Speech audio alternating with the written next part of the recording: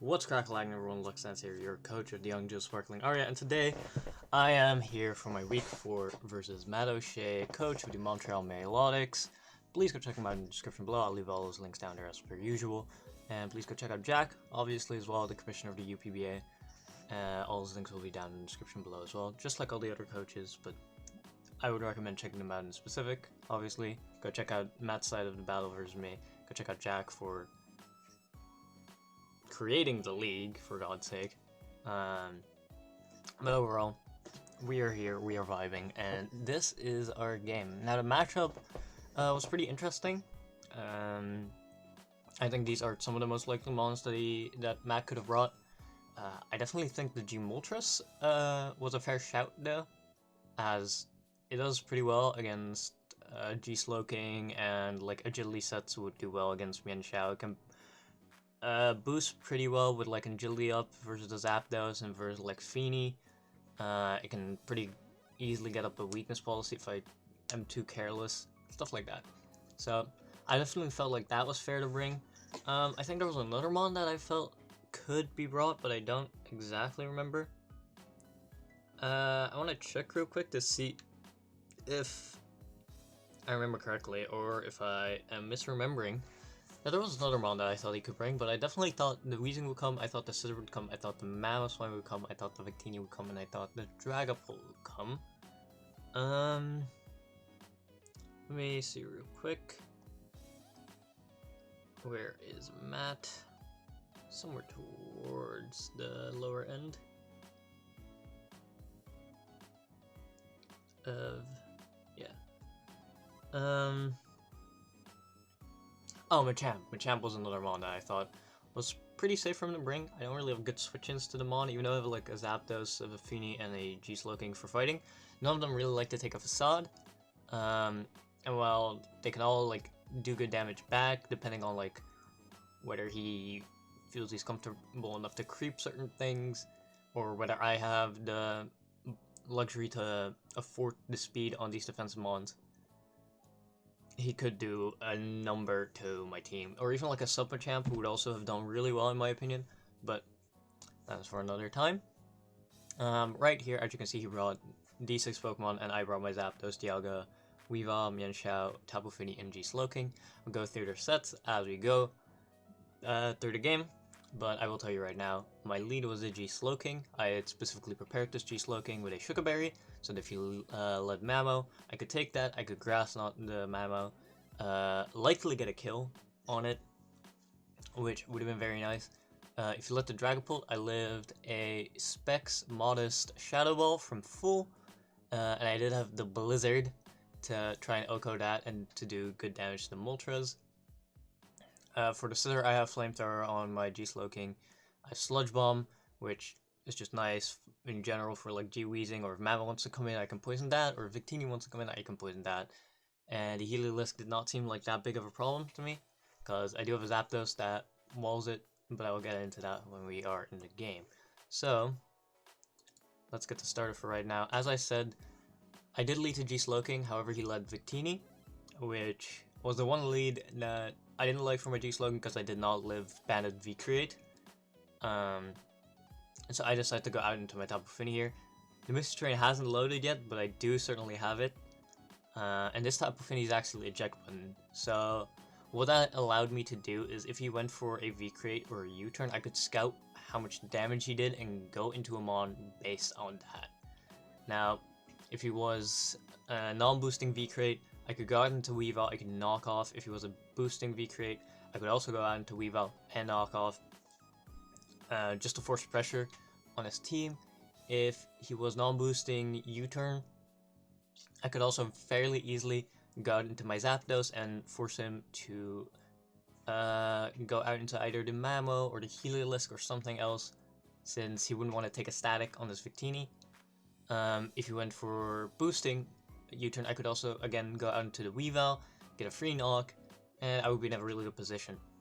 Now, right here we do see that he is non-boosting V-Create, and my eject button does pop. I go into the Weavile, I get a free knockoff, and he goes out into the Weezing, which is pretty alright for me. I get rid of his Black Sludge, as he goes for corrosive gas, which at this point I don't need the Shuka anymore that much. This G-Sloking was mainly as a lead and just as a general pivot throughout the game.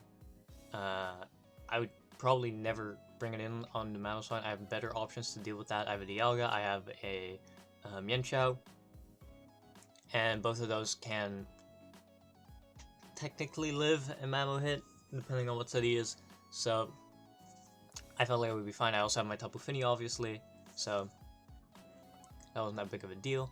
He does reveal the Shadow Ball here, which does a okay amount of damage, and I go for the Flamethrower here, as both Psychic and Sludge Bomb would be covered by Scizor, and if you go Scizor, he could very easily get like a Bandit U-turn onto me, while I go for a Flamethrower, and then he could go Victini or Dragapult for that matter, as I can't burn him in Misty Terrain, which would not be ideal for me, so I want to make sure to cover that play. It brought the Weezing in range for any of my attacks, so... Wait, I'm just 4 attacks, I think. I'm not Slack Off. I think I said that was Slack Off, but I'm just Flamethrower, Grass Knot, Blizzard, Sludge Bomb. So, just to preface that. And he does go for another Shadow Ball here, and he does get the Spadef drop, but that shouldn't matter too much. I just got into my, I just click Sludge Bomb, and he goes out into Victini to try and revenge me. Now obviously I predict him to go for like a V-Crate or a Blue Flare, but he actually makes a pretty good play, and goes for the Energy Ball, which I just pivot through my G-Sloking to see if he wants to go for Energy Ball again, and then I go into Tapu Fini, because Sloking at that health would be a roll from Blue Flare, as you saw, so it would have to go for the V-Crate, which is better for me. I can just go for Nature's Madness here on the Victini, as the Victini was at like half. If he's a Colbur Victini or some type of Sash Victini, I want to be able to break that. Or if he's even Heavy Duty Boots, Rocks wouldn't affect him anyway. So, not that I have Rocks on this build, but it could definitely be a consideration. Right here, he does have the Sitter out, and I do just want to go out into Zapdos. It's a very obvious pivot, but Zapdos just walls Scissor very well naturally. So, he does go for the U-turn here, which does an okay chunk, and he goes out into Heliolisk. I'm Spadef, so this doesn't really do anything. I roosted here to scout for potential specs, but I saw that he wasn't boosting, and this reveals that he was probably a V. So I do just go for the Toxic here. The crit Volt Switch was a little rough, because that made it harder for me to pivot in later in the game. But I can just go for the U-turn here, go out into Zapdos, and get the, what's it called? The Roost back up. If I'd been at more health, tank, without the crit, I would have been at like, what? Like, I think that's like 15% more, so I would have been around 80%, I would say. That would have put me in a lot better position versus this Victini, as it would have been more difficult for him to just go outright for a Flame Charge here, predicting a switch. Simply because, well, it would risk him, oh well, I guess it wouldn't risk him getting static, but it would risk him getting discharge paired, getting toxic, anything of that sort. So, it's a little unfortunate, but it is what it is. He does go for the V-Crate here and kills G-Sloking. As I said, it was an expendable mod at this point, and I do get to go free into my Weavile, which can click Knock here, as he goes back out into Victini. Now, I decide here that even if he is Colbur, I do want to knock off here, because if he Flame Charges on, say, the Zapdos, and I just have to pick a sack to V-Crate, I'd rather get the damage on the Colbur Victini, bring it in range for another mon of mine, and then go another Pokemon to try and revenge, because I don't want to go Dialga on a V-Crate, I don't live to. I don't want to go Mienshao on a V-Crate, I die. I don't want to go Zapdos on a V-Crate, I die. Or a Blue Flare for that matter. So I do just decide to stay in. I am Choice Banded, so I can't click any other move, as he does go for the 2 Flame Charges. And right here, a pretty funny turn happens. He misses Blue Flare, and I miss Skill Shot. I would argue that my Skill Shot was more impactful, as, I mean, we will see that a bit later in the game. But if I hit the skill shot, I think I just won the game outright at this point. The damage from Blue Flare didn't really concern me, because for the most part, I got all of his Pokemon, because he doesn't know what coverage I'm packing yet. And I do have the Earth Power, the Flamethrower, and the Flash Cannon, which, while it doesn't cover the Dragapult, Skill Shot should do enough to bring in a range of either Zapdos or Mienshao. So that would have been really nice. However, I do miss the Skill Shot here,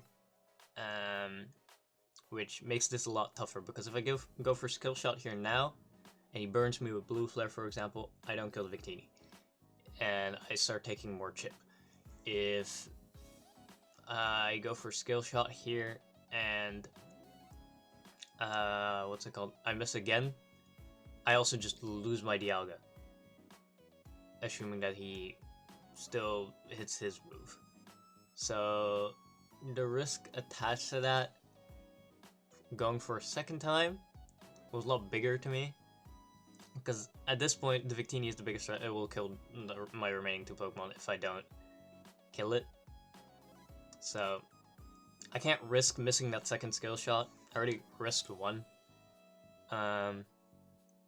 So I do end up just going for the Earth Power on this turn, which I would have lived 2 Blue Flares had he not burned as well,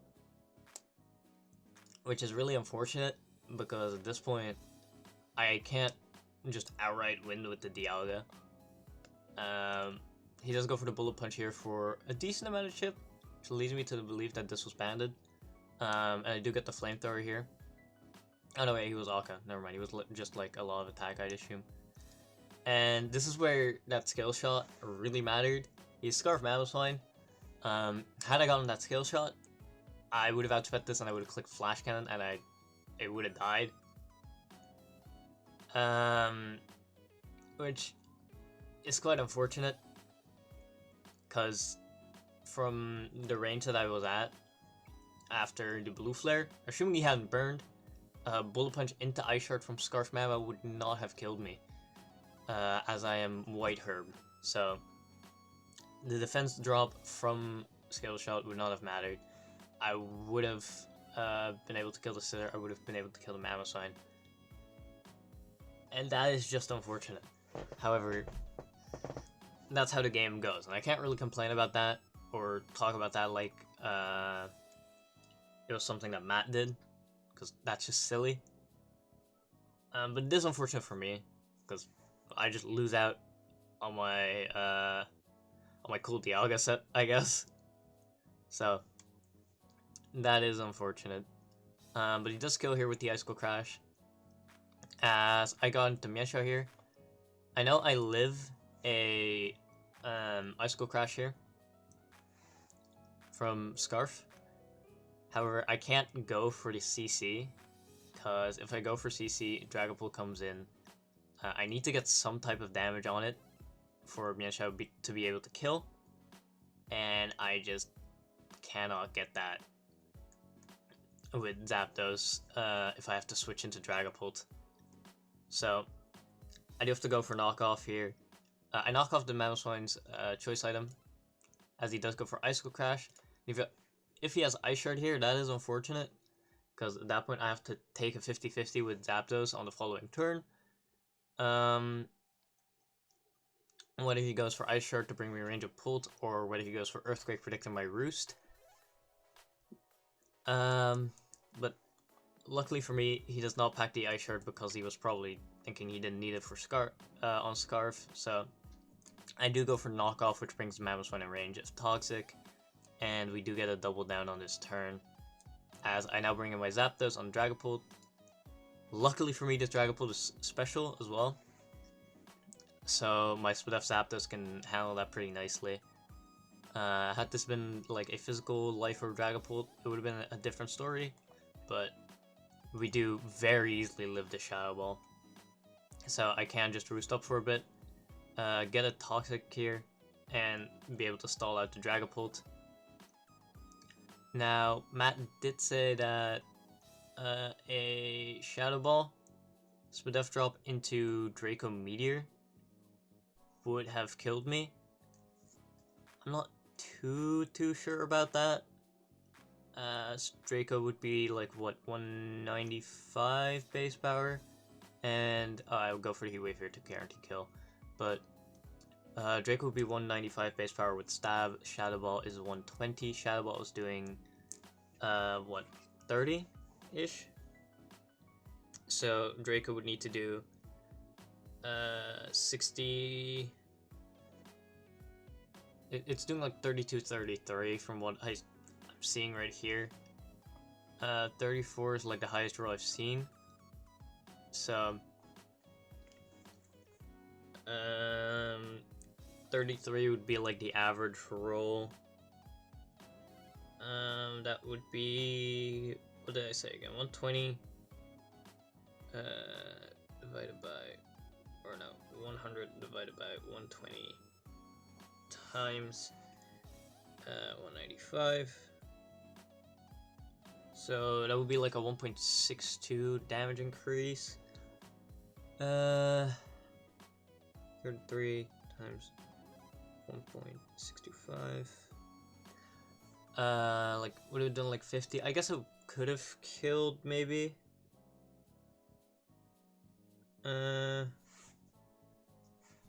It could have killed, but even so, it's not too reliable, I think.